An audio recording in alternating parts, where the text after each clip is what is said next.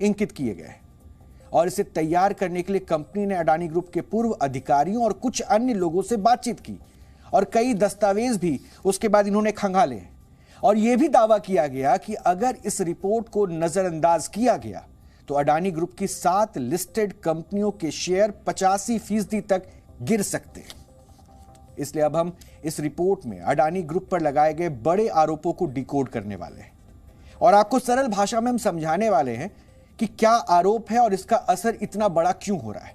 Report में यह बताया गया है कि अडानी ग्रुप की 7 लिस्टेड कंपनियों का मार्केट वैल्यू $218 बिलियन है।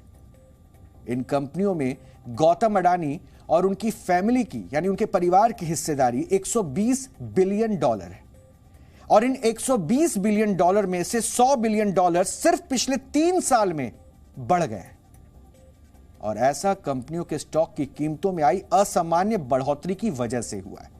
इस असामान्यता को बार बार यहां पर बताया गया और यह समझाने की कोशिश की गई है कि यह जो असामान्यता दिखाई जा रही है यही सबसे बड़ी वजह है और इसी को लेकर कई सारे सवाल उठाए गए हैं।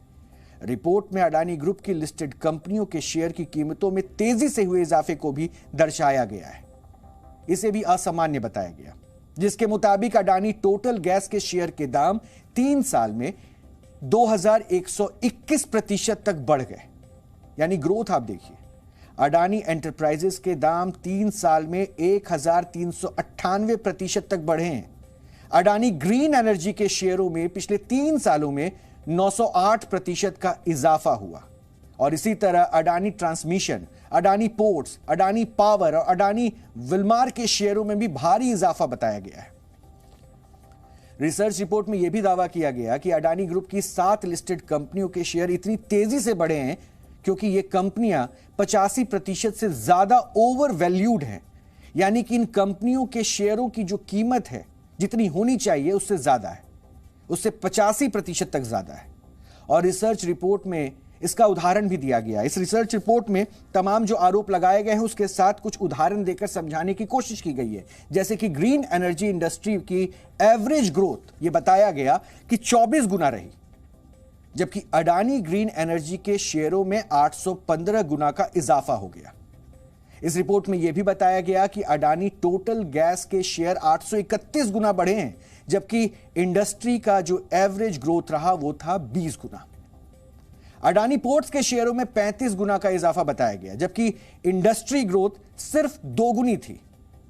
इसी तरह अडानी विल्मार के शेयर 90 गुना तक बढ़ गए, जबकि इंडस्ट्री की एवरेज ग्रोथ 30 गुना थी।